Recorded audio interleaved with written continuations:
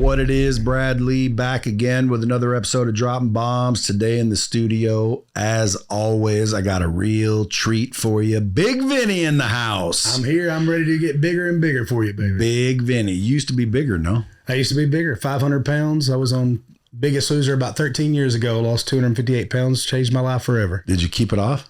Kept off all but about 100 pounds of it. Damn. Of course, there was a little bit of a sweat out at the end. You know, maybe I didn't quite lose the 258 total. You know, might have been a little sweating the night before the weigh-in. Dude, how did you get 500 fucking pounds? Well, I used to always say I ate too much food. You know, my granny made really good biscuits and things like that. But it really comes down to childhood trauma. I was severely beaten as a child by my stepdad. And I used to think, man, if I can eat more and I can get bigger, then one of these days he can't beat me up anymore. And I watched him beat up my mom and lots of bad stuff. But that childhood trauma led me to finding an addiction. A lot of people will find drugs, alcohol, sex, porn, whatever it is that they love. For me, it was sugar. It was just constantly eating, feeding that, getting that dopamine dump, you know. Well, maybe that's what my problem was. I got you. Was you 500 pounds? No, but I love fucking eating. Yeah, I still do. Yeah, just change what you put in, you know. So, dude, you're a musician. I know this. Yeah. Coming up in the ranks. Who's your not idol but role model? Well, for me, I was signed by Toby Keith when I was 22 years old, and I was on his Show Dog Universal record. R.I.P. Yes, and so he was my role model. He was the guy that took me in. I always loved his music anyways, but then he took me and gave me a chance, and I learned so much from him. I was on tour with him for 4 years, and just getting out there and watch a person that's done it on that level for that long, for 30 years. I mean, for 30 years he ruled, you know, and he was amazing. But he was also a good businessman and all that. But one of the things most people wouldn't know about Toby is the way he treated people, like the way he treated his crew, his band. He taught me how to love people the right way. And he was a quiet dude. Like me, I'm a super loud, as you know. I'm a pretty loud dude. But he was super quiet. And so some people could get him confused sometimes and think, man, is he really that good of a dude? But when you get around him and you watch his actions, you knew that he was. Well, I met him. We went to it was called the Governor's Black Tie, where they had him. And next thing you know, we're at his trailer. I personally wasn't, because I drank too much like a dumbass, got fucked up. But my group, I had to wake up and hear, dude, you where were you? I'm like, what happened? Dude, fuck, I got up and sang the veteran song. I forget what song it is, but if you're a veteran. Yeah, if you probably we'll put a boot in your ass, the courtesy of the red, white, and blue. Yeah, so anyway, my buddy who's a veteran got up, started singing on stage with him. And again, this is Governor's Black Tie, where there's only like 300, 400 of us. Right. So it was an intimate thing.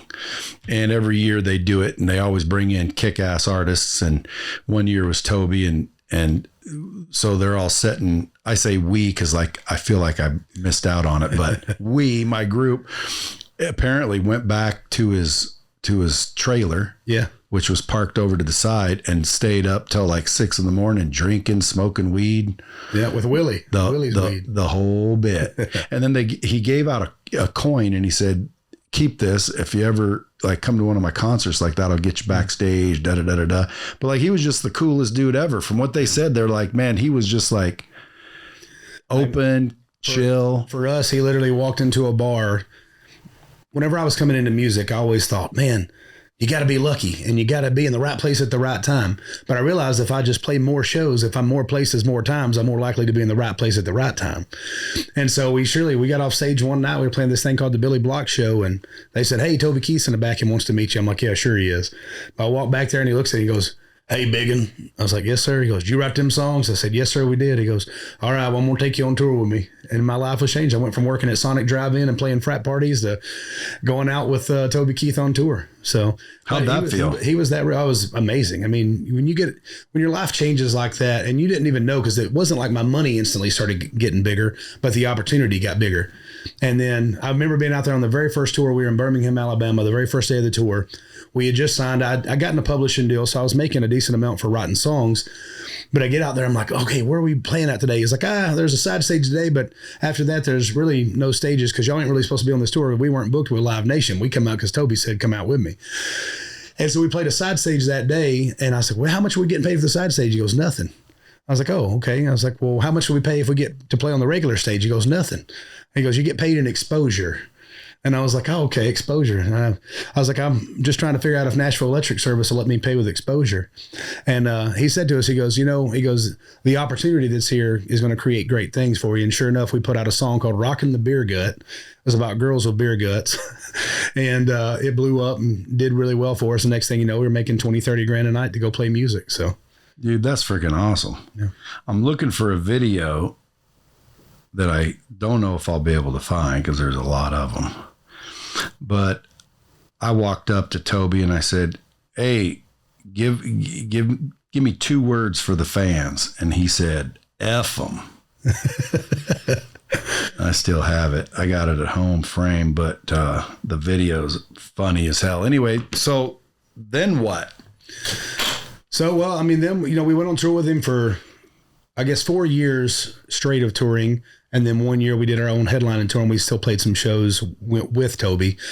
We were signed the label. We put out 5 songs and we made the top 40 on all 5 of the songs we put out. Made number 28 with Rockin' the Beer Gut. So radio doesn't necessarily take to us because we were a frat party band. I mean, we were like, if you took Bowling for Soup and Smash Mouth and made them country, you know what I mean? Like that's who we were. And, but we didn't have success there, but we had success with our live shows. We started selling tickets. People wanted to come out there. People wanted to see the craziness. I was 500 pounds and I was breakdancing, doing the worm and the splits and all this crazy stuff. We had a beautiful girl in our band named Crystal, and this little guy is like a little punk rocker named Butter. So we were a spectacle, And so Toby loved us and kept us on there. And it was about, I guess, 2011. Well, it was 2010. Our girl that was in our band, we were a trio. She found out that she had some cysts on her ovaries and that she, may not ever be able to have kids and all this. And she decided that she wanted to try and go pursue that as opposed to being on the road. So it kind of changed our marketing a ton. And then that same year in pursue what? Having kids?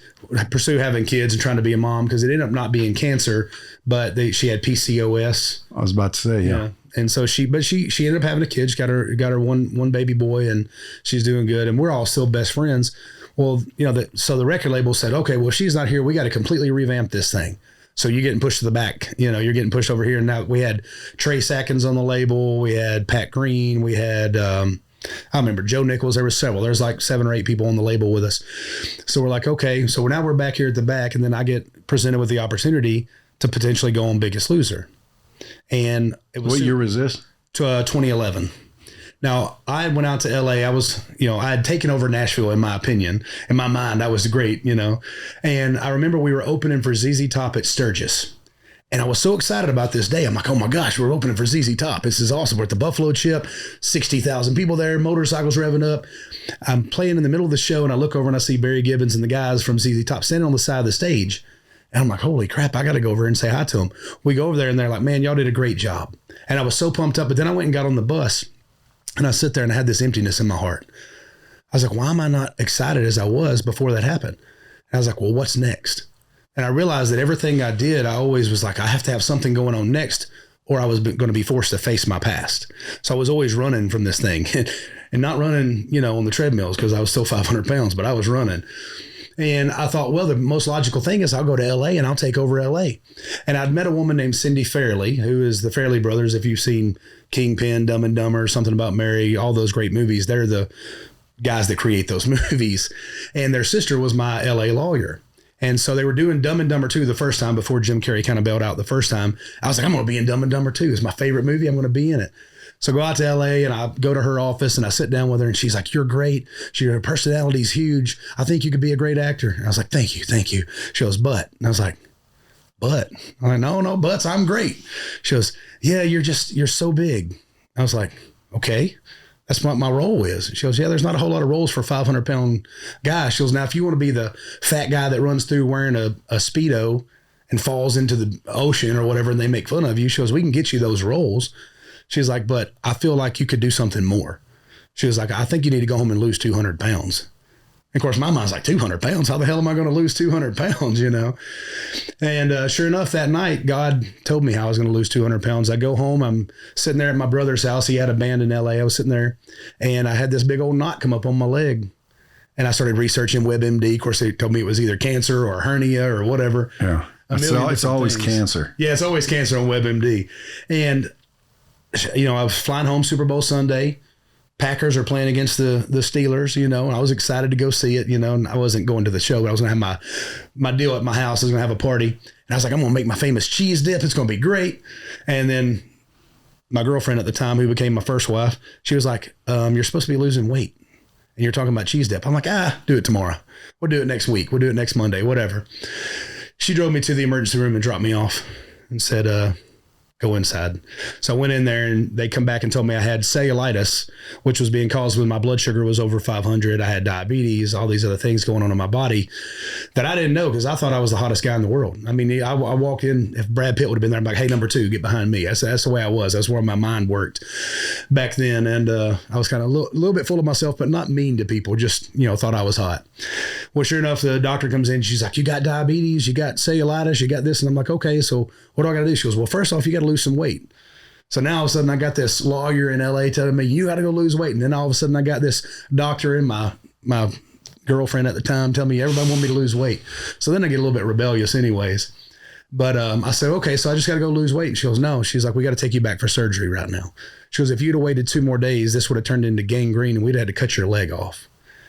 And that's when my mind started changing. I was like, dude, there's people that come back from war that got blown up fighting for your big fat ass to go run around and eat everything you want to eat and do everything you're trying to do.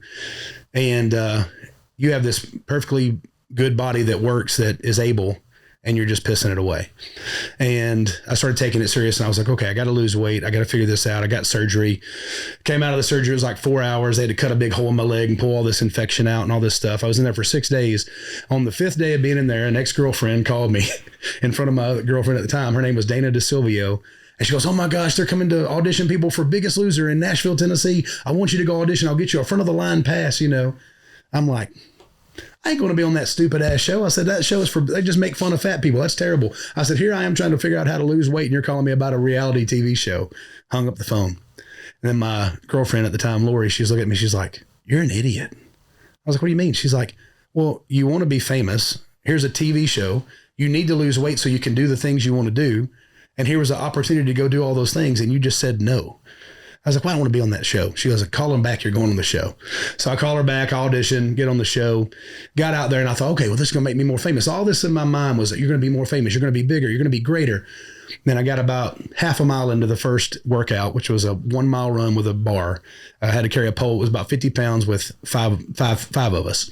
So 10 pounds apiece. I couldn't even make it a mile. I was out of breath. I was falling over. My legs were hurting. My feet were hurting, all this stuff. And it was during the middle of that run that I'm like, dude, you're not here to be more famous. You're not here to, be a bigger star or any of the things that you're thinking in your head. You're here because your doctor told you you're not going to make it to 30 years old if you don't change what you're doing. How are you going to go out there and you're never going to get to be a dad? You're never going to get to have your kids, be a husband, do any of these things that you have planned. You're going to die at 27, which I was like, well, all the most famous people in the world died at 27, but, I just didn't have the famous part going on. So I really started to change my mindset. Everything I think I'd done to that point, I did it out of spite. So getting the record deal, getting the publishing deal, I was great at football and powerlifting all through school. I always did it because I wanted to show people I was worth something. I have value. Look at me. I told you I could do it. And it was in the middle of that run that day that I'm like, man, I don't want to no longer look at people and do these things just so I can prove other people wrong. I want to do it because I want to show them that they can too. And so going through that process was over the top. I know Biggest Loser can get a bad name sometime because there's some practices and things that happen in there, not because of the show or the trainers, because they tell us, eat all your food, do the workouts, do your stuff, do it the right way. They have a doctor that looks at you every single day. But if you can find a way to cheat, a lot of people will find a way to cheat. And during that process, what I really learned was that I had to forgive my mom. So as a child, my mom let me and I get emotional sometimes, so you can laugh at me if you want to, but my mom let a lot of bad stuff happen to me and my brothers. Well, my brother and my sister. And my stepdad beat her up every single day, and he beat us a lot. To the point to where I would miss weeks of school, where I couldn't show up because I was whipped with a extension cord from the top of my back to the bottom of my legs. And when I was in there, I was so mad at her, and I didn't realize it because I'd shoved it all away. And I just kept trying to make more and more good things happen for me just to prove that I was worth something. So about week 3, we got to work out with Tim Tebow that day. I'll never forget it. And all my physical walls were broken down. I got to box Tim Tebow at the Biggest Loser, which was really cool. A lot of other NFL players were there, but Tim Tebow was the one that really got me, and which you probably met him and what kind of guy he is. But he sits there and he takes time and he talks with us, and all my mental and physical walls had come down. And then all of a sudden, Dolvett walks up to me and goes, "Tell us about your mom." Now, they had asked me about my mom before, and I was like, I love my mom. My mom's great. Greatest mom ever. She's awesome. I didn't want anybody to know. And I was like, she let my stepdad beat us, and she let this happen to me, and it was her fault that I was, 500 pounds, and it's, everything was on her. And, they get that on screen or whatever, and I go through telling them how I was beat with different objects and all this other stuff. And I was like, dude, what did I just do? I just put all that on camera. Everybody's going to know that I was weak, that I got beat up, and all this stuff. And then afterwards, Dr. Hogan, he was the psychiatrist on the show. He comes over and talks to me. He's like, "Hey, we need to talk about everything you said." And I was like, "I don't really want to talk about that." He goes, "Well, we need to talk about it." And then we started talking. He's like, "You know what you're going to have to do?" I'm like, "What?" He goes, "You're going to have to forgive your mom." He goes, "We could tell by the test that you took whenever you came in on the show. They make you take the big aptitude test. We could tell that you didn't trust women. That you love women, you respected women, but you didn't trust them." He goes, "And it normally means there was a mother figure in your life that either did something wrong to you or you didn't trust for some reason." And I was like, why should I forgive her? I said, why should I forgive her for everything she let us go through? Why should I forgive her for having to watch and read every single suicide letter she'd written? Why should I have to forgive her for watching her put a gun to her head and pull the trigger, which she lived through, by the way? But when I was 10 years old, I watched that, I said, why should I forgive her? And he looked at me and he said, "Well, why should God forgive you?" He goes, "You're a Christian, right?" I said, "Yeah." He goes, "Why should God forgive you for putting his son on the cross?" I'm like, "I didn't put his son on the cross. What are you talking about?" He goes, "Yeah, you did." He goes, "You committed a sin, right?" I was like, "Yeah." He goes, "What did Jesus die for?" Or Yeshua die for? I said, "That's right. He died for our sins." He goes, "Well, then you might as well have put those nails in his hands yourself." And I'd never looked at it like that. And then he walked me through this exercise. He goes, "I want you to do this with me." He goes, "Most of us only see things from our perspective. You only know how you live life." He goes, "But let's look at your mom's life." I was like, "Okay." He goes, "What did your mom go through? Tell me about her story." I started thinking. I was like, well, her mom died giving birth to my aunt whenever she was 3 years old. Her dad left him, and she grew up with my grandma. They lived in an 800 square foot house, and one of the rooms literally had dirt floors. They were poor in Marsh Creek, Tennessee. And I said, she got pregnant by the time she was 15, had me when she was 18, my sister when she was 19. So by 20, she was raising 3 kids. And she goes, "Okay." And he said, "So was she getting beat up by your stepdad?" And I said, "Yeah, she got beat up every day." He goes, "So what you're telling me is all the things that you were going through, she was also going through, plus all this other stuff she had been through." He goes, "Now, I'm not telling you you're going to forgive her today, but," he goes, "you could have some grace and a little bit of empathy for what she went through to realize that maybe she thought she was doing the best she could because you had a roof over your head and food in your belly." And I was like, "Yeah." I said, bunch of food in your belly. Plenty of food in my belly. At 10 years old, I weighed 230 pounds. Damn. At 10 years old. So I don't know how many of y'all got kids out there that are listening, but if you got a 230 pound 10-year-old, something else is going on. Well, she was feeding you well. We were left. So when I was in 7th grade, I have a lot of story. When I was in 7th grade, my parents got busted with 7,000 plants of marijuana and a bunch of other drugs. And we were always kind of just left to our own devices. My stepdad would work us all the time. I mean, we lived on 1,000 acres and we had to keep the trees, everything taken care of. We had a 27 tree orchard. We had tomatoes. We had corn. We had all this stuff. So I grew up hauling hay, doing the whole thing on the farm, which is where I got my real strength from, as being a country boy. But, that kind of set me up for the worker that I've been, is going through all those things and doing all those kind of deals. But we cook for ourselves, Now my mom would cook, dinner at nighttime or whatever, because my stepdad demanded it. If she didn't have something on the table whenever he walked in, it wasn't going to be a good night, So she cooked that kind of stuff. But during the day, I'd get up and eat a whole box of cereal. I'd eat Hostess cakes, and we'd have pancakes on a stick. Anything you could microwave was in there, And that was what we thought was great. That was part of my life that I enjoyed, because I'm like, dude, look at all this sugar. I didn't know what I was eating. I just knew it made me feel good to eat that food. And so I continued that all through my life until I was 500 pounds and on my deathbed at 27 years old. So, dude, 500 pounds sounds like a lot. It is a lot. And I was still doing the worm and the splits and all kinds of stuff on stage, which is also why Toby signed me. So everybody says, would you change anything? I was like, I don't think I would, because I don't know if what I changed wouldn't lead me to having what I have now. I think people that have regret a lot of times are people that don't like where they're at now. But I love my wife. I mean, you've seen her. I got a beautiful wife. I got 2 great kids, make pretty good money, do good for ourselves. So I don't want to go back and change any of that stuff that might not lead me to the life that I have. Now what the other people say is, well, you wouldn't know what life you have. You'd have a different life, I'm like, cool. I'm cool with that, but I know this life and I know I like it. So. Yeah. Well, dude, it's something to think about for people that are listening for sure. But what would you say to the people that are listening that are like overweight? Yeah. Well, a couple things I look at when it comes to how much you weigh. I don't always want you to look at the scale and judge by your health by how much you weigh. It's a good indicator. It can help you know. I was 500 pounds. Every day sucked. I didn't realize it until I lost the weight. I didn't know how bad I felt until I lost the weight. And I was like, holy crap, a veil has been lifted.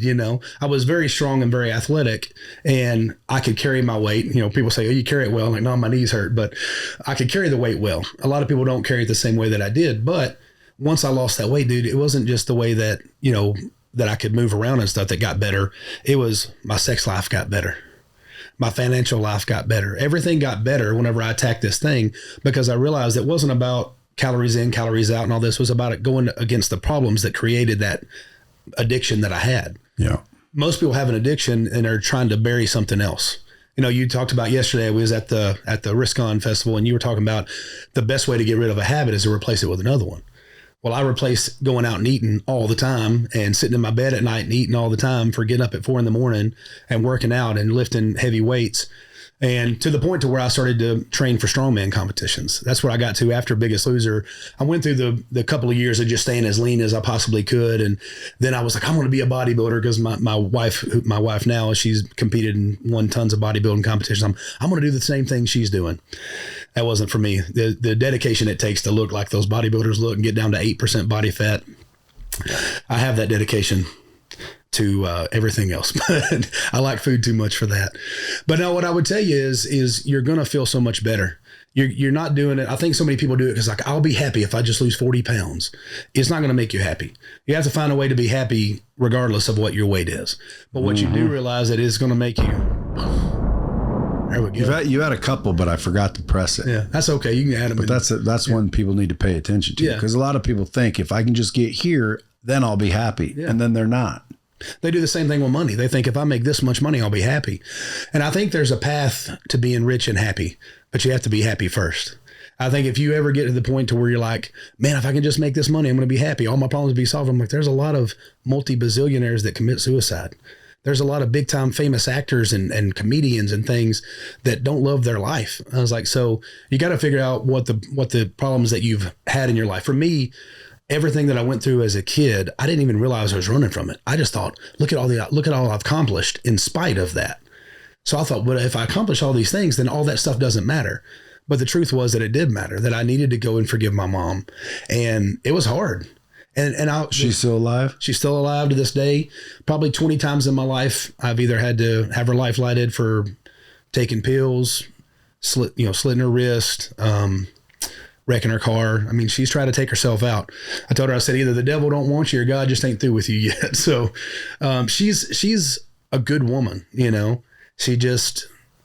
She had to forgive herself. Over the last 3 years, I think she's finally forgiven herself, because I forgave her years ago. 13, 14 years ago, I forgave her. My brothers and sisters. Have you forgiven yourself? Oh, yeah. It took me a while to forgive myself for being so hard on her, because it created a whole new problem. Because when I finally looked at it through her point, I'm like, man, what kind of asshole was I to never consider all the things she went through? Yeah, because when you were telling me that he was beating all your asses, and then you brought your mom up, I was about to say, and she was getting her ass beat too. Yeah. So like sometimes you blame someone for letting your ass get beat, when in reality, her ass would have got beat worse. And a man's supposed to say, dude, I'll fucking die for my kids. Yeah. Sometimes when you're in a situation you don't understand, dude, sometimes, dude, you let kids get abused. You let kids get freaking trafficked.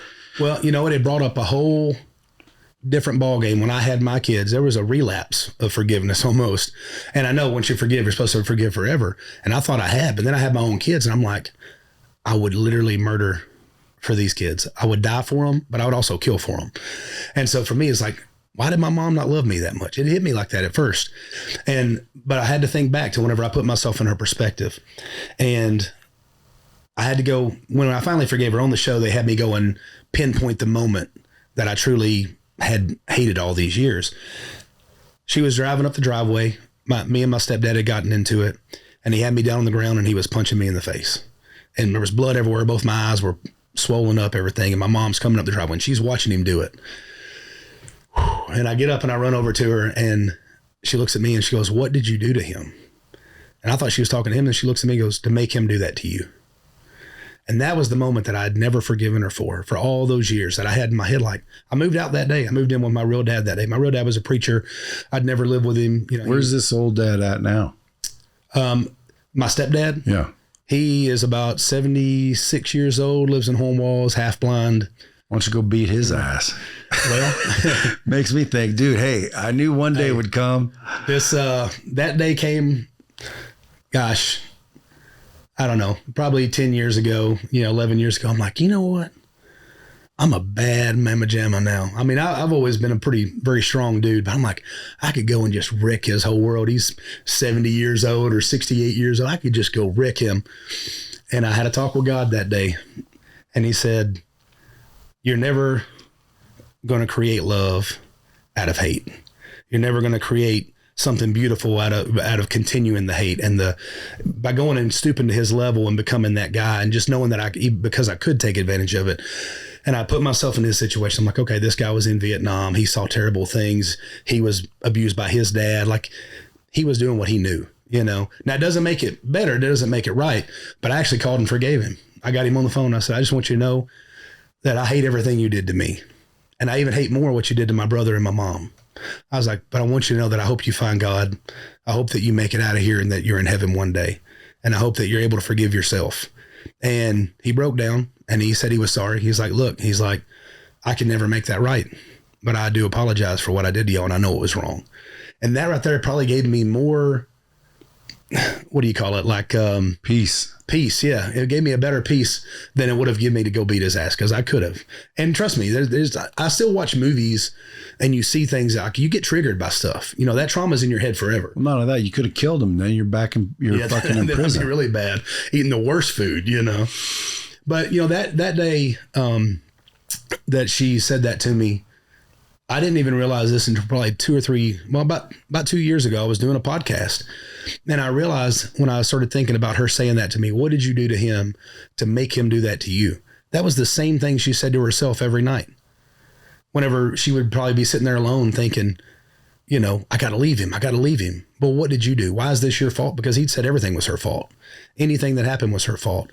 And here I was as a grown man, 20 years later or 15, 16 years later, whatever it was, blaming her and saying, this is all your fault. And I think we do that as humans. I think we always want to find somebody else to take the blame, but there's no doubt that what I was going through them was their fault. But if I continue to let that ruin my life and run my life for the rest of my life, then it's my fault. If I keep letting the things that happened to me in my past dictate how I live my future or my present, then that's your fault now, so forgiving them is, the best thing I ever did. That's right. See, dude, through all the trauma and pain comes, what's the word for wise? Wisdom, experience. Wisdom. Yeah. Wisdom. Yeah. Comes wisdom. Yeah. And for some reason, you had to go through it. Yeah. And it's obvious that you learn from it, which a lot of people don't do. Yeah. And what's more important is that you have a newfound, wisdom. Yeah. Because again, you could have went and freaking beat his ass and next thing you know, dude, you're in prison. Because there's people in prison blaming, she pulled out in front of me. What do you want me to do? It's like, dude, you were the one that decided to drink. You're the one that decided to drive. You're the one that decided to do this. So at the end of the day, it's big that you got to a point where you realize that, you let it go. Because a lot of people wouldn't. Well, I don't know if I would. Yeah. It was hard. I mean, like I said, there's still times, you know, and I'll say, you know, I know everybody says you got to forgive and forget, but there's some things you're never going to forget. So how did you forgive your mom? I told her. I just walked up and I would sit there and had that conversation. I had to ask her that question. I'm like, on the day that you said this to me, why did you say it to me? Why did you say, what did you do to him to make him do? I was like, well, I was a 12-year-old kid, and this is a 6'2" former, you know, Navy SEAL. Like, he's a bad dude. You know, what do you mean? What did I do to him what could I have done to make him do that to me? And it wasn't the answer I wanted. But she looked at me and she goes, I'm just going to be honest with you. She goes, I don't even remember that moment. She goes, I don't remember probably 10 to 15 years of my life. She was on a lot of hard drugs, a lot of different things. She goes, I don't remember. She was like, but I'm sorry that I let it happen. And I got flooded with emotion, you know, because she starts crying, I start crying, you know.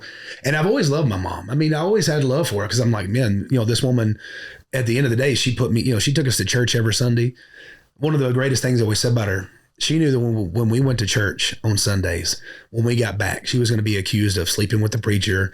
She was going to be called every name in the book, that she was the whore of Babylon, you know, whatever. And I'm like, when was she done it? There was 4 of us in the car with her. You know, my brother Derek, which was my stepbrother, Randy's oldest son, who was like my guy I looked up to. I wanted to be like Derek so bad, you know. But it was me, him, my brother Shane, and then my sister Cheyenne. And, you know, she would take us to church and make sure we were there every time the doors open. Wednesday night, we were there. Sunday morning, we were there. Sunday night, even after he told her all this stuff and day, we were there. Now, she was high as a kite and probably enjoyed church even more because she was high as a kite. And we were a full gospel church. I mean, we were speaking in tongues and all that. So she might have just been entertained by it because she was so high. I don't know. But she still took us. And I feel like that planted the seed in me to always have Jesus in my life, or Yeshua, as you say. I feel like it always put it in my heart to have it there. And it says in the Bible, if you plant the seed at an early age, that even if you get away from it, like the youth get away from it, they'll come back. And I feel like she put that in me and gave me that opportunity to have Jesus in my life for the rest of my life. So, are you big faith-based holy roller now? Yeah.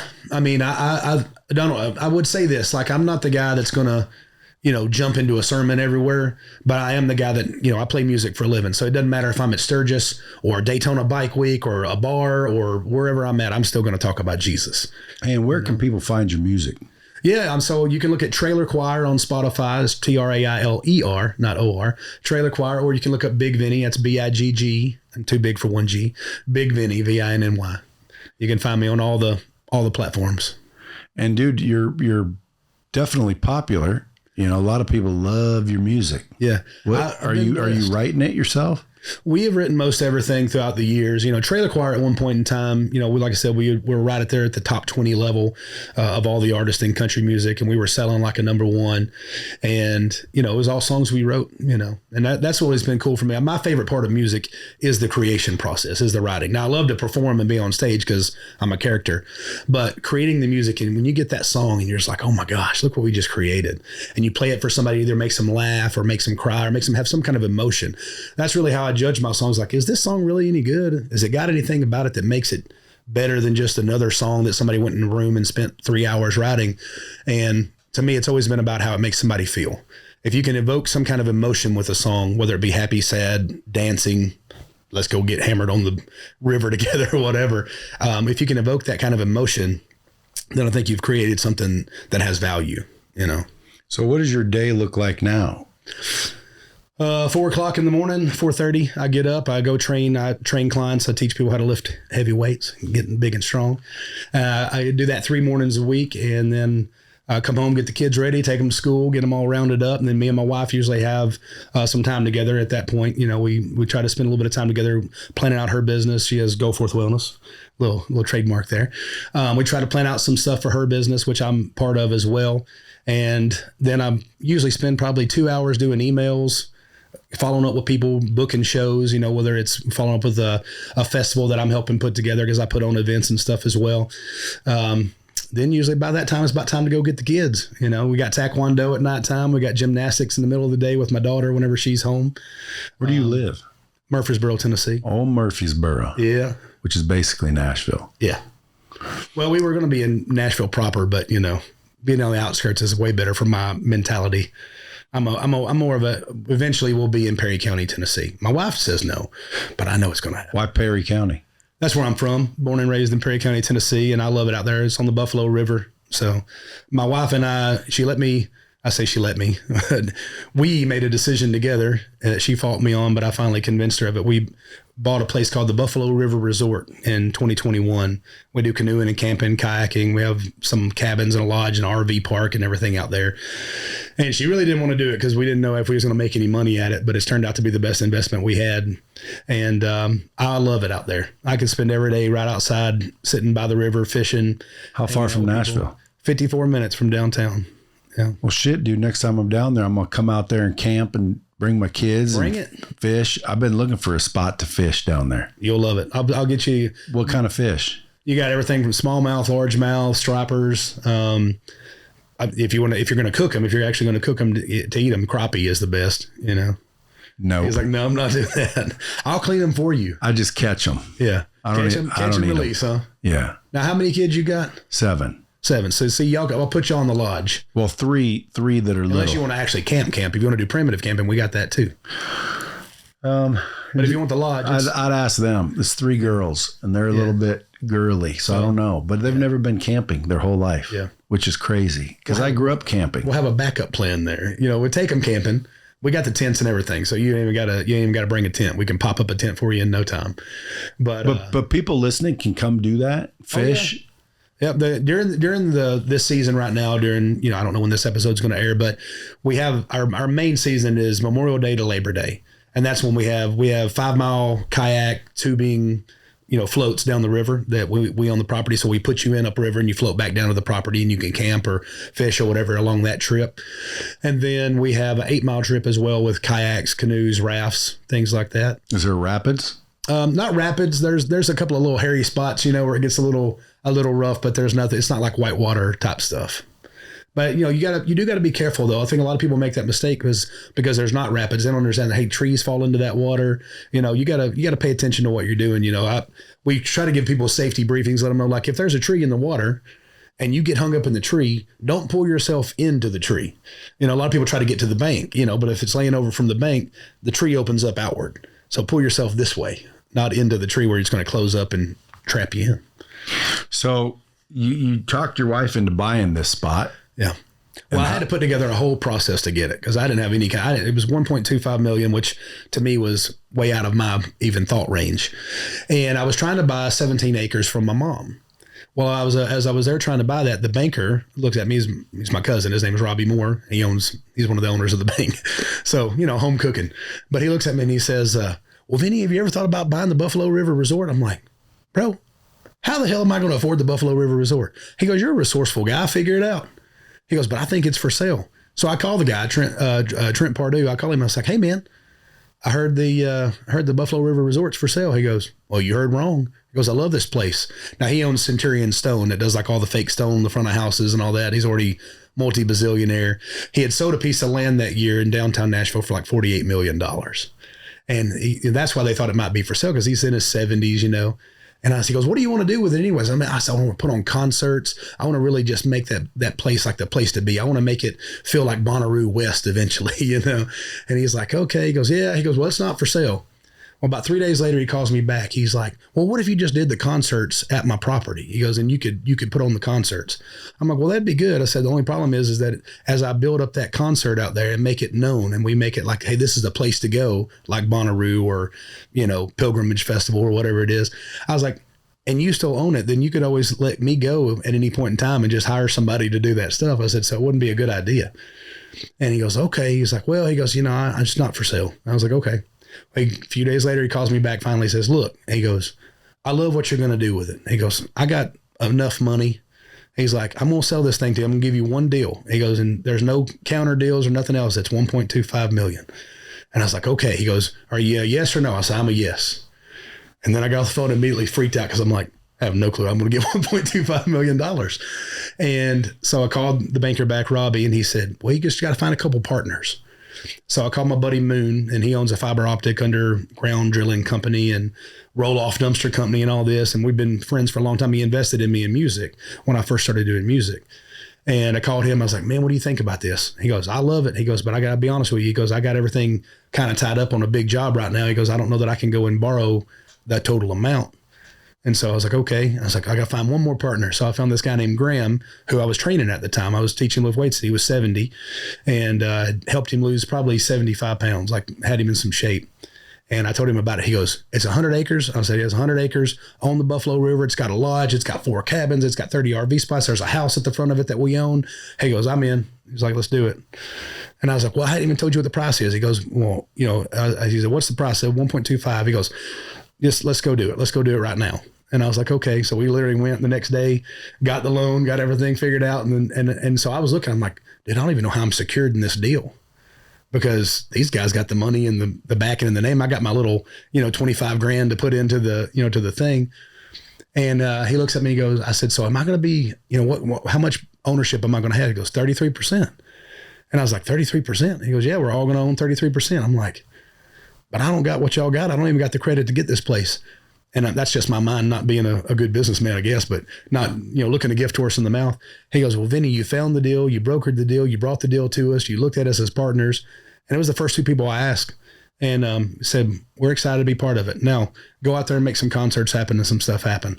And we've done that. So when we first took the place over, it was doing about $400,000 a year during that little busy season, and had about a 20% profit. And I went in, of course, they didn't have any kind of bank loan because, he didn't have to have any money from the bank. But I went in and I looked at it, and they had never answered any messages on social media. They had never answered anything on Facebook, on Instagram.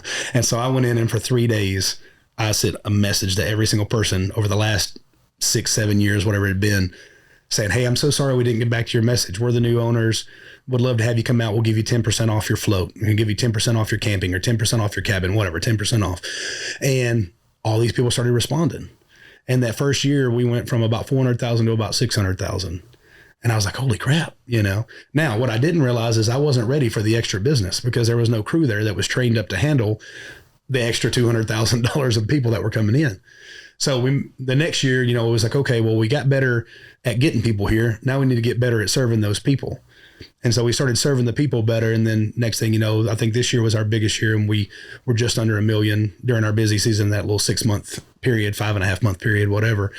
And really attributed to just communication and then treating people good, making sure their experience is great. Now, where can all the fans, the bomb squads, what they're called, where can they book this?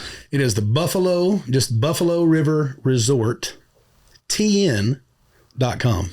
For Tennessee. Yeah, TN for Tennessee. Dude, that sounds like a killer spot. Yeah, you listen, whenever you want to come out there, I'd love to have you. Can I buy it for 1.25? We got offered 4 for it, so I don't think I was going to say, shit, you got yourself an investment there. Yeah, no, it's turned into something really cool, and I was scared. I was scared to do it. I mean, for me, it was like taking that $25,000. That was everything I had in the bank. That wasn't like primary money I needed for my family. And I told my wife, I was like, we got to do this. I was like, this is the greatest opportunity we're ever going to have, And of course, now I realize I'm going to have a lot more opportunities because I put myself in the right places and, be good to people, and they'll keep having you in the right places. But she literally, she was scared too, but she said, all right, let's do it. And she took the dive with me. I said, well, the worst thing that happened is we fail and we got to sell it all and start over again. You guys live there? No, we don't live there. We live in Murfreesboro, and we go down there as much as I possibly can. Who lives in the house? So we have a manager that lives on property. Actually, we're looking for a new manager now. So if you're out there looking for a job, she lives to live on property. It's 2,500 square foot stone house, really nice house, and we pay her $45,000 a year plus all of her expenses are paid. So she has nothing to worry about, and you only work about 7 months out of the year, 6.5. You'll get a bunch of applicants. Yeah, bring them on. You got to be willing to work your ass off though. It's 95 to 100 degrees out there in the summer, and you're putting in canoes and kayaks all day. So it's a job. By the way, where do people follow you on social media? I'm Bigg Vinny Official. That's BIGGVINNY Official at gmail.com. You can go there too. But Bigg Vinny Official is all my social medias. So it's everything from my, what's it called? TikTok, Instagram, Facebook, everything. What are you posting on there? Dude, I do everything from workouts to me and my kids to, business stuff, motivational speech. I do a lot of motivational stuff in the morning time. I'll get done doing my workouts and I'll feel inspired to tell people. And what I always tell people, what I put out there is what I'm feeling that day, is the message that I need to give myself. A lot of times if I'm talking about forgiveness, if I'm talking about going after the things that you want in life and taking risk and things, it's the things I'm talking to myself about, because it's usually something that's going on in my life that I'm like, dude, you gotta get in there and make something happen. Yeah. The other day I did a post the other day, and I was just talking about the people that you need to keep in your life, because everybody was having a lot of, the political stuff. Everybody's back and forth. I'm seeing friends unfriend each other after years of, being good friends to each other. And I just got on there. I said, listen, here's my deal. I don't have to agree with you on everything. I might think you're dumb, because you think differently than me, but I can still love you. I said, but the way I judge my people I'm going to keep in my life is, can I call you and would you come help me move? Which you talked about, if I had a truck, would you come help me move? You talked about that yesterday too.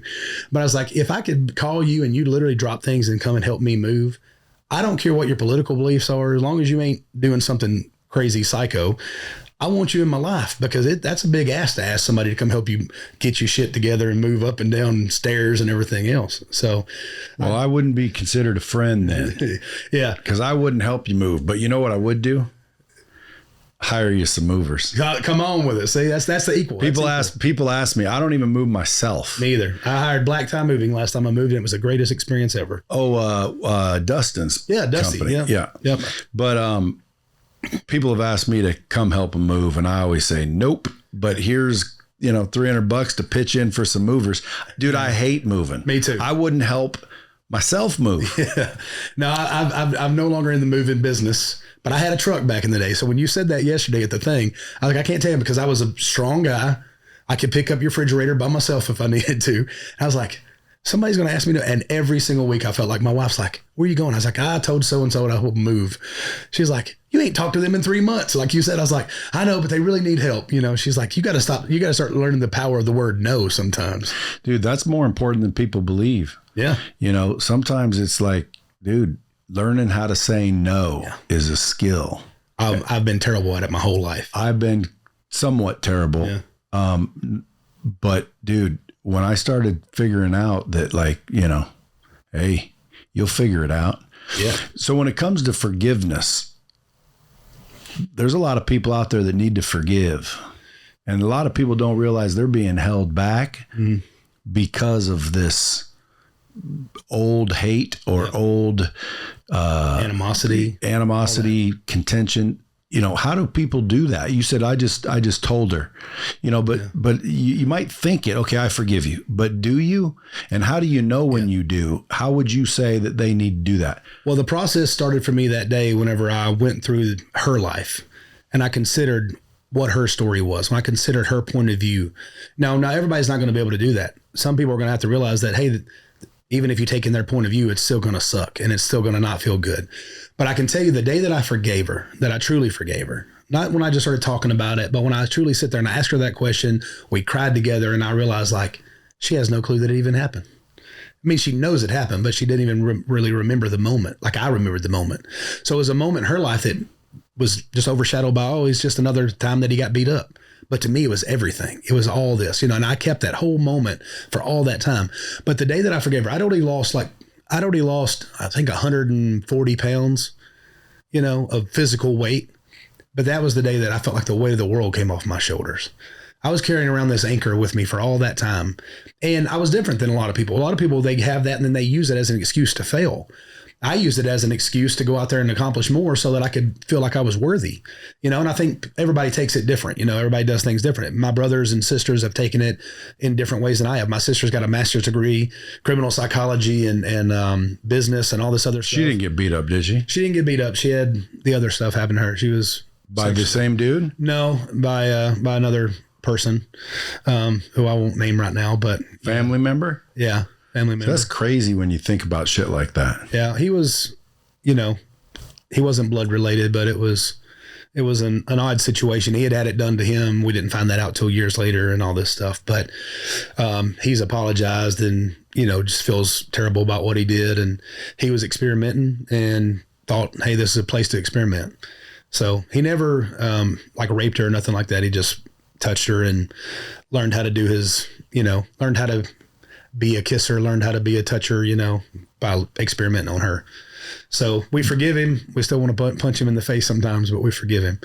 But I'll tell you, like, it's going to be hard. It's not easy. If it was easy, everybody do it, right? If it was easy, everybody just like, forgive everybody. Everything's great. Or people will just think that they do and move on. Yeah, and that's a hard part too. I think for me, I had thought my whole life I'd forgive my mom. Because whenever I was out on tour with Toby Keith, I'm like, look, everything turned out okay. Even though I went through all that stuff, everything turned out okay. And I didn't realize that everything turning out okay was because I was using that to fuel me in a different way. I was using that to be like, look, I know I got, I know, and even weighing, I was 300 pounds by 8th grade. You know what I mean? So what I was good at, I went from being the fat kid that got made fun of, when I was a little kid. Did you get in a lot of fights? Well, yeah, no, not a lot of fights. It only took 1 or 2 before people were like, yeah, we're going to stop making fun of him, But I never forget the kid, his name is Drew McDonald, and we're friends to this day. But I was in 4th grade. And he called me a bunch of names on the playground, and I'd always just accepted it and let people make fun of me. And I just remember looking at him when he was sitting there calling me all those names, and I opened up my hand as wide as I could, and I open hand smacked him across his jaws. And that was the last time he ever said anything mean to me. Now, I got considered the bully because I was way bigger than him. I mean, I was a big kid. 4th grade, like I said, I was already 230 pounds. And dude, you had to have been strong because people don't understand. Strong. Like, you were 500 pounds. Yeah. You got up and walked around every day. Well, and I grew up on a farm hauling hay. But still, dude, you had 500 pounds on your frame walking around every day. If I show you the videos of me jumping and doing the worm, like, I was 500 pounds and I would jump and physically go in the air and do the worm. I'd do the splits. I was athletic, strong. But that takes power. Because, dude, like, I'm, let's say 215. Mm-hmm. You lost me. Yeah. Which means, like, if I jumped on your shoulders every day and you got up and walked around all day with me on your shoulders, like, dude, that's heavy. Yeah. But you don't realize it when you're that big. You don't. I mean, your body adapts, the way you walk is different. The way that your gait is different. You don't take as long as strides. Like, everything changes. When I had that big old belly, I mean, I'm still a big dude, but I'm telling you, I'll show you some pictures, but my belly was huge. It made my hips turn out. Could you see your dick? I could not see my dick.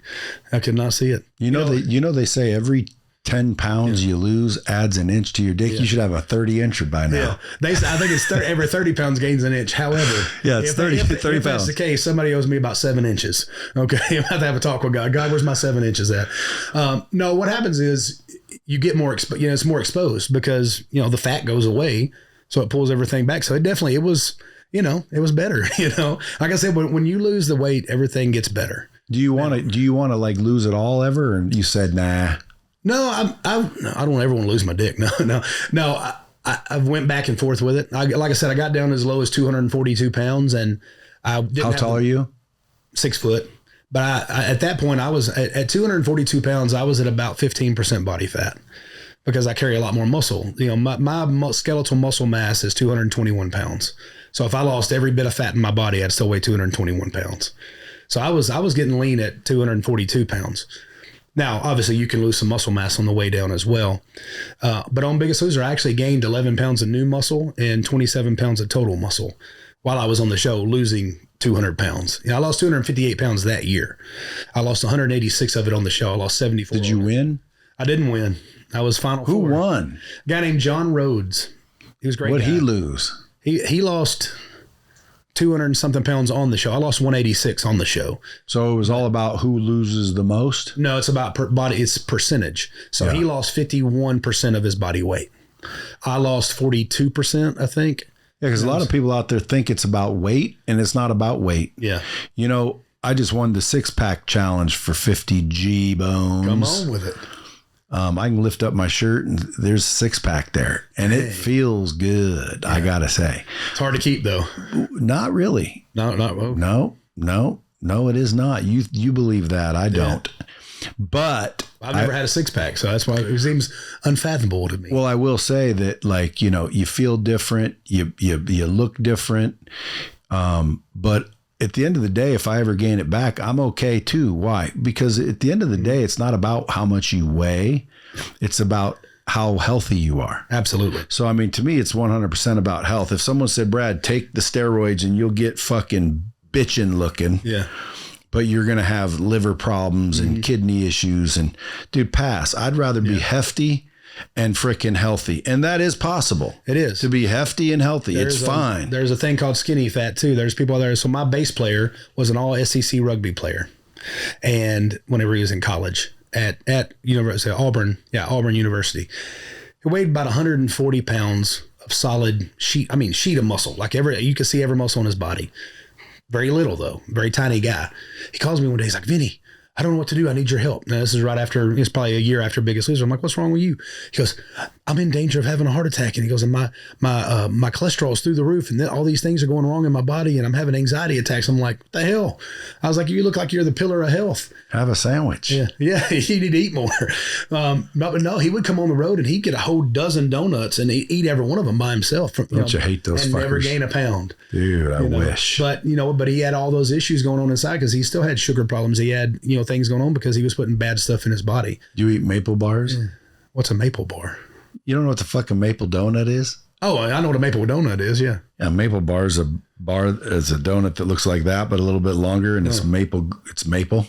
Oh, I have not eaten one of those, but I would love to. Dude. You know what's that's crazy? My weakness. Maple bars. For me to stay at 300 pounds, it takes a lot. It takes me being dedicated to a proper diet every single day, that I'm macro out and everything. Because once your body's been 500 pounds, it knows how to get to 500 pounds. Quick. And your fat cells never go away. So if I eat bad for 2 or 3 days, I can gain 10, 15 pounds. Now that weight can go away really quick, but those fat cells will fill up with water, fill up with liquid, and eventually fill up with fat. You can suck them out. Yeah, well, you could do that. You can cut them. You can cut them out. You can empty them out, whatever. But it's something where somebody like me that has I took my body to that level. It's my fault. My regimen has to be so much more. If most people ate the way I do, work out the way I do, they would be pretty shredded. But because I did all this bad stuff to my body for so long and it went through all that stuff, I have to be so meticulous. I have to cut down to about 2,200 calories a day. I mean, I know what it takes for me to lose weight. I got to get down to about 2,200 calories a day with about a 50% protein intake and then about 25 on fats and carbs. Have you ever tried intermittent? I've done intermittent fasting. I've done a 72-hour fast as long as I ever did. And if you ask me, dude, that's the secret right there. It was tough, but you know what? I did it for 3 weeks in a row. I would do 72 hours, the first 72 hours of the week. I lost 30 pounds in 3 weeks and I felt amazing. I'll be honest with you. Well, that's what I did. Yeah. I've went up and down a million times and I've never really gotten abs. Yeah. And I started intermittent fasting because I told my wife one day, I said, babe, you got to do something. You're getting a little hefty. Yeah. And she said, what? And I said, babe, you're supposed to be my arm candy. Yeah. And so I didn't say anything after that because obviously she did get too out of shape, but she was getting pretty hefty. Yeah. And by the way, for me, hefty's not hefty at all. Yeah. Everyone say you're a fucking dick. But at the end of the day, I'm looking for when I met her. So I told her because I tell the truth. Matter of fact, I just made a post. I've had several people comment on that it's the people that tell you the truth that care the most about you, man. You get these people that kiss your ass and tell you, oh, you're great. And they don't really, deep down, they don't care. That's why they're not saying anything. I had that moment with a great friend of mine, Keith Johnson. Took me off to the side one day, goes, hey, man, I just want to talk to you. Now, Keith Johnson looks like Patrick Dempsey and Hugh Jackman had a love child. He's shredded to pieces, good-looking dude, been in movies and TV shows and stuff like that. He goes, hey, man, I just want to talk to you. I'm really worried about you. I'm like, why? What's going on? I had no clue. He goes, you're just extremely overweight. This is when I was 500 pounds. You're extremely overweight, and I love you so much, and I just don't want to see you die. Now, I was like, well, fuck you, dude. I was like, I'm on tour with Toby Keith. I was in his movies. I'm got stuff going on every day. F you, whatever. So he goes, okay, well, I just wanted you to know I love you. Now I sit in my room probably, I don't know, an hour later. And I'm like, dude, that guy loved me so much that he was willing to be that honest with me and take that chance to be that honest with me. So that moment helped me change my life. He started working out with me the next day. I lost probably 40 pounds working out with him. This is before Biggest Loser. And I started eating right and doing all this stuff. Well, then, we had the oil spill and he's a safety engineer and he had to go down the oil spill. So I lost my accountability partner, which is everybody should get an accountability partner if you can find a good one. But he was gone. So I gained the weight back. That was my first ever attempt at losing weight. That was before I had to go to the hospital or anything. And then the other one that really hit it for me, we went to a place called Hurricanes in Nashville on 2nd Avenue. And there was a guy that was with me. We call him Cruisel, but his real name is Michael Stanley. And we went out and we partied all night. We'd parked on the 6th level of this parking garage, downtown 2nd Avenue, Nashville. Went and partied all night, was hitting on girls, all this kind of stuff, trying to make, good stuff happen. We walked back and, at the time I was decently famous. So, we had a crowd with us. But we get back and the elevators broke at the parking garage. We had to take the stairs. He's like, man, we're going to have to walk up these stairs. I'm like, this is bullshit. I can't believe they can't keep these elevators fixed. I was like, what kind of establishment is this? I'm being a Karen, you know what I mean? I was full blown. I was like, I can't believe, I was like, one of y'all go up there and get the car and bring it back down and get me. And he goes, I said, I can't believe we got to walk up these stairs. And he looks at me, he's drunk as he could be. He goes, that's the thing about a guy with no legs. And I was like, what? He goes, he'd give anything to walk up them stairs. And I was like, damn it, now I got to walk up these stairs. And when I said earlier, think about the guys that were in the military that come back and don't have legs and all that, that was the first thought that I thought was like, dude, what kind of asshole are you that you got this able body and you're just out here taking it for granted? Yeah. There's other people out there losing their lives and losing their limbs so that you can have that, stupid ass opinion of yours. So yeah, that's what I mentioned. Gratitude. Yeah. Like gratitude, dude, people underestimate the value of gratitude. Yeah. That's gratitude. Yeah, you're recognizing. I started learning about gratitude when I got I forget who told me, but there was a quote or something that said, I was pissed off that I didn't have shoes until I saw a man with no feet. Oh, wow. And you're like, wait a minute. Yeah. Like shit, it can always get worse. So anyway, I tell my wife, hey, look, you're getting a little bit big and, I prefer not so big. Yeah. And next thing you know, dude, she's tiny, like tinier than I met her. You're too little. It was getting to a point where it's like, babe, now you're getting too skinny. I need a little something to hold on to. So I'm thinking, well, what is she doing? Like Ozempic or something? This wasn't even out by the time this happened. I'm like, are you on something? Are you doing something? She goes, no, why? I said, babe, because you just like, you're freaking tiny. Yeah. And she said, no, I just started intermittent fasting. I said, what the hell's that? She said, well, I just don't eat until a certain window and I just eat within this window. So I Googled it and researched it. And I said, let me try that shit. Because, dude, I can do anything I set my mind to. Yeah. But I don't like, raw chicken, or not raw, but like, plain chicken and plain food. And I want to be able to go out with you guys and have a meal. Yeah. And I don't like that shit. And I'm like you, like pass. I don't want to be in shape then. Yeah. And I used that as an excuse for a long time, but eventually, made that $50,000 bet. And I said, I'm going to do intermittent fasting. So I just started intermittent fasting. All I do is 18-hour window. And I eat for 6 hours and I can eat whatever I want. You want maple bars, Cocoa Puffs, it's not going to go as well. Yeah. But hey, you literally, because I lost weight eating anything I wanted. Yeah. Then I started to get serious, started eating a little better. Then I started eating perfect. So now you're intermittent fasting and you're eating fucking great. Yeah. Dude, I'm telling you, I believe anybody listening, it is a secret. Now, again, you're going to hear a lot of people talking shit. Yeah. Dude, I'm telling you, I've never had a six pack like this quickly. Yeah. All I did was intermittent fast. Now, yes, I worked out, but I worked out before and didn't get abs, didn't lose the weight. Yeah. It's intermittent fasting. That's the only thing I changed. And it's biblical. I mean, fasting, and it's biblical. It's in there. I mean, it helps you when you can, you're teaching your body and you're teaching your mind how to have willpower, how to go without, because you know how it is when you're working out the way I work out and you're eating properly. When you first wake up in the morning, you're hungry. If you wake up and you're not hungry, then your metabolism is probably not working the right way. Yeah.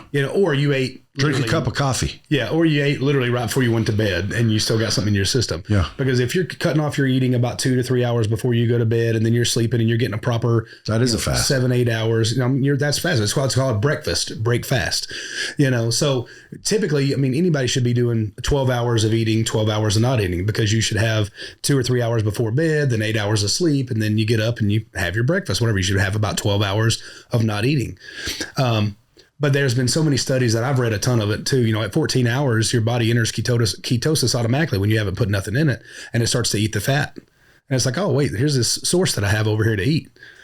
So there are people that take it, they get to the point where they don't need to intermittent fast anymore because they don't have hardly any fat left, and for women, women who have different hormone levels and things like that have to regulate, there's definitely some things. And that's why people come out and say, no, it's actually bad for you. Well, it depends on what your body needs and what it wants. But at 18, doing a 6-hour eating window, if you're not fasting for 3 and 4 days, you're fine. Like if you're doing a 16-8 or a 18-6, you're fine. Your body can go that long without having food. Yeah, I think it's supposed to. Yeah, I had to train my mind for it though, because I wanted that food. When I was training for strongman, because I was going to be the greatest strongman of all time. And I realized that, some of the extracurriculars you have to do that wasn't worth the health risk that you go through. But I was eating 8,000 calories a day. This is after Biggest Loser. I got back up to about 380 pounds. And I was training for it, but I was deadlifting 700 pounds. I was bench pressing 500 pounds. I was like, dude, I'm going to be the greatest. Well, I'm good friends with a guy named Robert Oberst. I don't know if you've ever had him on the show, but you should. He's the American Monster. And he was the world log press champion for a long time. And he's on a lot of TV shows and stuff now. And he goes, man, you're doing great. He's like, he goes, you ready to go to the next level? And I'm like, what do you mean? He goes, well, Vinny, there's stuff that you have to do in order to get to 900 pounds on deadlift and some of this other stuff. He goes, I'm not saying it's not possible without it, but it's not probable without it, And so I was like, oh, okay. And then I realized, I'm like, dude, I've already been diabetic. I don't want to ever be diabetic again. My A1C right now, last time I got my blood work done was probably about 4 months ago. And my A1C was right at 5. I mean, my wife's runs higher than mine sometime. You know what I mean? Like I beat diabetes, when they say, oh, you can't ever get rid of diabetes. Well, I got rid of it. You know how? I quit eating sugar. You hardly ever see me with anything. I'll have a treat now and then, but most of the time, my meals most of the time revolve around meat. I'm most of the time taking in grass-fed butter. I mean, I stay pretty close to the carnivore diet, be honest with you. And that keeps me from having any of the diabetes flare-ups, any things that would have come from that. Like, used to my feet would go numb on the bottom because I wasn't getting proper circulation and all this other stuff. It's crazy what sugar does to your body. Sugar's poison. Sugar is poison. And I think they know this. But it is damn good, though. It's so good. Yeah. When they say Elon Musk is going to Mars, I'm like, dude, have him make broccoli taste good. Yeah. Yeah. Wouldn't that be nice? Broccoli tasted like a Snickers. I'd be eating the shit out of broccoli every day. For me, broccoli, I can handle the taste. It's the feeling afterwards when my stomach gets, bloated out. Because broccoli is not a natural vegetable. No, it was created by Italian farmers. They took 6 different types of cabbage and mixed it together. So it's kind of a man-made vegetable. You look it up. You'll do some research now. Broccoli and then orange carrots. Orange carrots, they're I think it was made by the Chinese to make it have a better look. Because the purple and the white and the other stuff didn't look as as good as the orange ones. But yeah, broccoli was a man-made vegetable. So, is this where you get the information for Go Forth Wellness? GoForthWellness.com. You can go check out my wife's. It's my wife's program. So we worked for a really big company called V-Shred right here in Vegas. Oh, V-Shred. Yeah, we worked for them for several years, and we built the meal plans and did a lot of stuff. My wife's a 30-degree world champion black belt in Taekwondo. She's a 27-year personal trainer. She's an integrative health practitioner, and she's a bodybuilding champion as well. So she's done all these great things. And we just kind of got to the point where we realized that we couldn't go up anymore in the company. We were just going to make the money that was there to be made. And, she had gotten passed over for a promotion to being the lead trainer. And I don't care to say this on camera because they know it's true. But she got passed over for a promotion to be lead trainer because she was pregnant. And they openly told her on the call that she didn't get the job because she was pregnant. And that really hurt her. That hurt her feelings, because she was like, look, I'm still killing it. I'm still crushing my job. And they didn't give it to her. So she said, you know what? I can't be at this job. She stayed there for another 2 or 3 months, 4 months, but she was jaded at that point. She was hurt, she was upset, but she was also making about 120, 130 a year. So I'm like, get unjaded, Which by the way is peanuts compared to what V-Shreds makes. Oh, dude. We were doing 1,500 new clients a day, meaning they paid for some kind of program, 1,500 a day. It was, and the lowest price thing is $47. So 1,500 times 47 minimum every day. But we had some people that were paying $5,000 a month, or so it was $5,000 for 3 months. And we'd utilize those clients. But she got upset about it. And she was sitting there one day. She was like, I just can't believe that. I was like, babe, you're so jaded that you're letting this make your everyday bad. I was like, we need to do something about it. And she goes, what are you going to do? I said, I guess you got to create your own company. So that's kind of where it started at with Go Forth Wellness. And then I didn't realize that we were going to spend about $30,000 on a filming studio in my garage as a full gym now. And we built out her app, and she's got all the stuff on there, and it's got everything from, your calorie counter that's going to tell you how much macros are in your food, and you can QR code it. She got the whole thing done in there, and she puts your recipes, your meal plans, and female workouts, everything. Do what? Help male and female. Male and female. So if you're fat, go to goforthwellness.com, get in shape. If you're in shape and you want to be in better shape, go to Go Forth Wellness. She knows it all. Bodybuilder. She's done she's been through it all. She's a mom. She's had 2 C-sections. She had to have her implants removed because one of them ruptured and caused her to be really bad sick. So she's got some experience on her, And then plus you get to see motivational drops from me every now and then and hear me talk about lifting heavy weights, which you may not be the biggest part of the program. But if you want to learn how to lift heavy weights, I can teach you. Goforthwellness.com. You got the campgrounds. Yep. Buffalo River Resort, TN.com. Yeah. You also got at Bigg, 2 G's, at Bigg Vinny on social media. You got a YouTube channel? Got a YouTube channel, Bigg Vinny, as well. I'm just really getting started on that. I should have probably gotten started years ago, but starting to learn I got to post some content on there other than just music videos. Dude, and last but not least, what's this book, Bigg Vinny and Butter? So probably 16, 17 years ago, we were writing with a girl named Sue Sandberg. She was one of the original Fly Girls on In Living Color. Oh, yeah? And we were writing a song with her that day, which had been hooked up because we had signed with Toby Keith, and they hooked us up to write a song with her. And when I said, I want to write a song about a bully, And Butter all of a sudden tells us a story. He goes, I got bullied once. I was on the playground every day. I was scared to death. I'd go out to the bus scared to death. I'd walk around scared to death. And one day, she got me. And I said, she? He goes, yeah, Heather. She kissed me around the cheek in front of everybody because he's a big jokester, And then Sue goes, we have to write that book.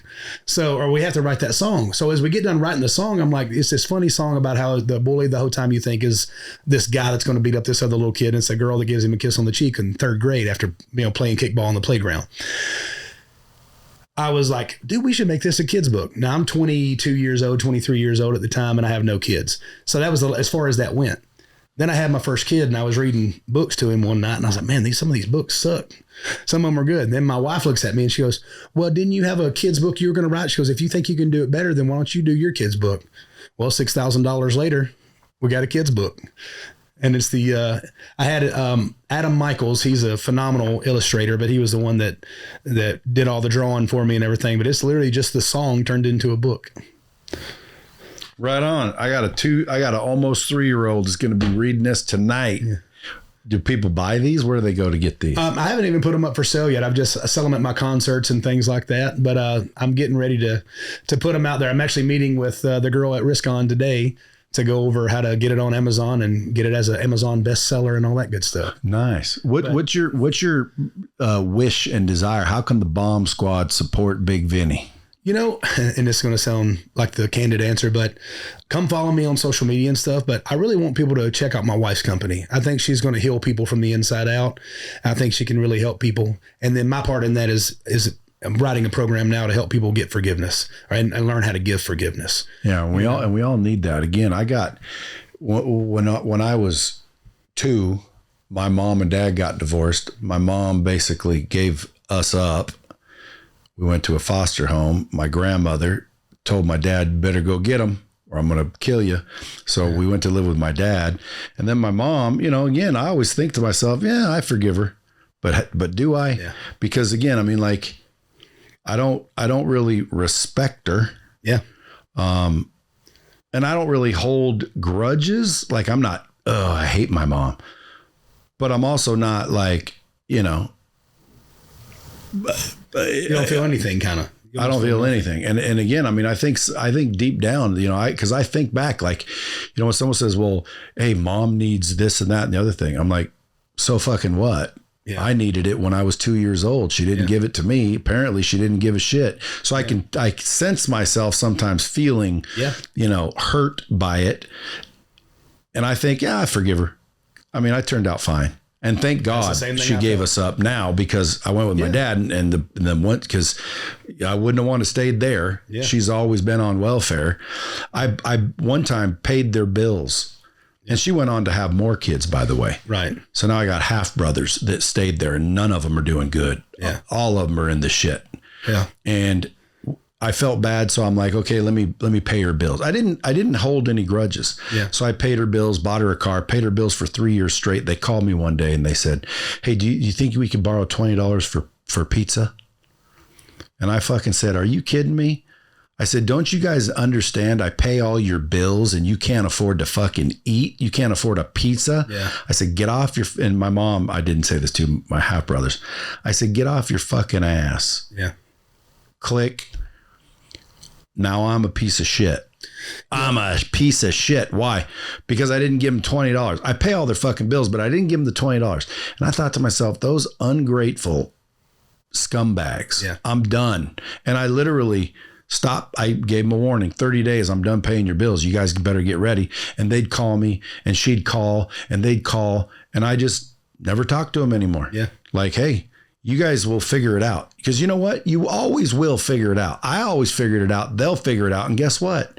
It's been years since. They figured it out. They're not dead. They're fine. Yeah. But at the end of the day, I think deep down, I might need to forgive her. Yeah. Now, I don't think like it's heavy as yours, but still, why would she give, like, who can give up their kids? Yeah. And then it's like, well, put yourself in her shoes. I can't. I don't know what was going on. I was only 2. But at the end of the day, I still think in my mind, I forgive her. Yeah. If she called, I say, hey, how you doing? I'm not against her. Yeah. So how do I know if I need to forgive her? Yeah. So I think, you're saying you don't feel anything for her, but obviously, you have something in your heart that you're feeling this, not guilt, but you're feeling like this thing, like maybe I do need to forgive her. She may not even ever ask you for forgiveness. She may not ever even admit that she did anything wrong. But for you, it's more of a standpoint of like, look, you know what? I did my part. I helped him when I was supposed to help him, even when I didn't have to help him, when I wasn't even supposed to help him, but I still helped him. So I've been a good person and I've done the things that I'm supposed to do. At some point, you do have to say no, which we talked about earlier. You do have to say no. But really, when you're forgiving her so that you don't have to have that feeling of, should I forgive her ever again? You know what I mean? And so if you're not feeling anything for her, maybe you have forgiven her actions and everything else. And maybe you just look at her, you're like, I think everybody wants their mom at some point to acknowledge and love them, and have like this thing, so maybe it's just as simple as sitting down and having a talk with her. I don't know. You've probably done that 100 times, but maybe one of you never had a talk with her. Maybe it's just sitting down, taking her to dinner and just saying, look, what you did hurt me. And you may never say you're sorry for it, or maybe she said sorry, or who knows, but just let her know it hurt me. But I do want you to know that I still loved you enough to take care of you when you needed help. And it would mean a lot to me if, we could try to figure out how to get past all these things that are in my heart, and let her open up. She may open up and start having a big old barrel of tears and saying, I'm so sorry. I felt so guilty about this my whole life. And I know, and she's probably going to self-blame, and she'll be like, a lot of times people, narcissists, especially, will go, I'm a piece of shit. It's all me. And I guess you can just put the blame on me. Or she might be like, she might break down in tears and say, I'm so sorry. I love you so much, and I wish I'd have been a better mom. And I've held it against myself for all these years. Well, now it's hard to trust, though. It is. Because now she knows I'm me. Yeah. So now she knows, can I get money? I better be real nice to this kid, because she tries to be nice. And well, yeah. And that's going to be hard, man. I mean, and it's those kind of things. By the way, that's my real mom. I was raised by my stepmom who passed, but my stepmom, she treated me like I was hers. My real mom, awesome. Which again, I barely know really, because I didn't grow up with her. Yeah. But I know of her, and we'd go once in a while to visit her. And then one time, like I hadn't seen her for like 4 years, but I knew where she was. I got my license, I got a car. So I'm like, man, I'm going to go see my mom up in Portland, man. She'll be freaking out. So I drive all the way to Portland, Oregon. Yeah. And I call and I say, hey mom, I came up to visit you. And she goes, oh yeah, today's not a good day. I said, well, can I just come by and say hi? And she said, well, I got to wash my hair. Yeah. And I said, you got to wash your hair? She said, yeah. And I said, oh, okay.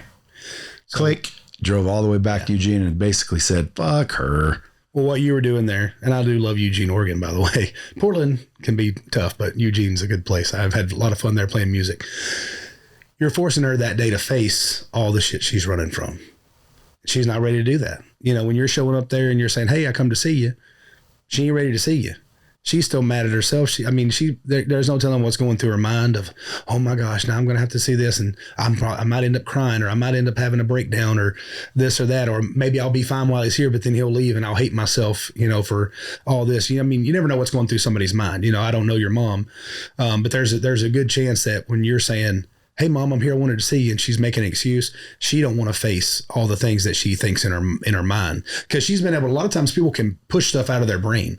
They can push stuff out and they're like, oh, I'm living my daily life, I'm going about my daily life, everything's going good, everything's fine, and then you show up and it's a reminder of like, oh shit, I did all this terrible stuff. And so that's a real way to look at it. Like I said, I don't know that I have the right way to help everybody forgive everybody. I think there's some things that are pretty hard and almost unforgivable. I know that, God says only blasphemy of the Holy Spirit's the only unforgivable sin, but we're humans. We're not God, And there's a thing for me. I've always thought back, there's a lot of things I could forgive, people for. I was never sexually molested as a child by an adult, thank God. I don't think I could ever get over that. I've met people that have. I always wished I would have been. You wish somebody likes you enough? Not by dudes, obviously, but like you hear about, oh, the poor little guy, his teacher molested him. That's different. It's like, dang, how come my teacher didn't molest me? I never had any hot teacher. Well, I had one hot teacher, I guess. But what's funny is, I've got this friend of mine. His name is Jerry Weeks. He's the lead singer of a band called Saving Abel. You remember them? I'm so addicted to all the things you do. Whole song's about a blowjob, but it was a #1 hit, platinum, multi-platinum selling, Grammy nominated. He was molested, and he talks about this, so I'm not telling anything he don't talk about, but he was molested by his cousin whenever he was a young man. And it blew my mind because, he's a man's man. Like, he's a dude, and he's like, man, he goes, I had to face for so long the things that happened to me. He goes, I questioned myself. Was I gay? Did I like it? Was, all this other stuff. He goes, it messed me up for a long time. He said, and he goes, it was part of the reason I started doing drugs. It was part of the reason I started doing all these other stuff. He's completely sober now. Well, from cocaine and stuff, still does a little vape pen every now and then. But he's completely changed his life around and been able to come into something great. And he's forgiven his cousin. And when he finally had the conversation with his cousin, he called him up one night. I hate you. He just dog cussing him, letting him know everything. I can't believe you did this to me. And the answer he got back from his cousin was, I know, because I hate my dad too.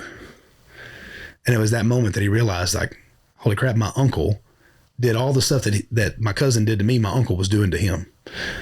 He goes, now, it didn't make it better what I went through, but it made me realize, like, he was only doing what he was taught or what he knew, So he forgave him, and he's a stronger man than me, because I just feel like I'd have forever vengeance over that, Yeah. I think about, like, the unforgivable for me. Like, I've spoken so many prisons. I've spoken a lot of prisons. We take a program, Music with a Mission. We go around to schools, prisons, VA hospitals, all this stuff. And we just try to take some love, some happiness, some joy, and tell our stories a little bit and play some music for them.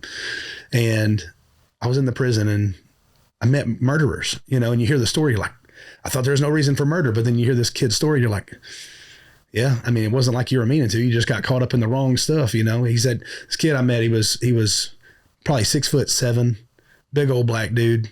Nicest guy, most just talk real quiet, talking, spoken like this. And I was like, man, I said, what are you doing in here? I said, you don't even seem like it. I said, what'd you do? He goes, I killed 6 people. I'm like, you killed 6 people? I said, you got to tell me the story. What happened? He goes, I don't know. He goes, I was like 12 years old and I was playing basketball in Southside Chicago. And then next thing you know, I'm in a gang. He goes, and I was the enforcer because I was the big guy. He goes, we get in a shootout with another gang. Everybody else is able to escape. I weigh 400 pounds. I couldn't get away. So the cops catch me and I take the blame for all of it. I was like, do you actually know if you killed anybody? He goes, I don't know if I actually landed any bullets, if I actually killed anybody. He goes, they offered me a way out if I rat on the bigger people up above me. And I was like, well, why didn't you do it? He goes, because if I do that, they're going to go rape and kill my mom and my sister and my grandma and everything else. And I'm like, I hate that you murdered people and I hate that you had to be in a gang, but it's hard for me to look at you and hate you forever when you were trying to survive, and now you're in prison for something you may not even done.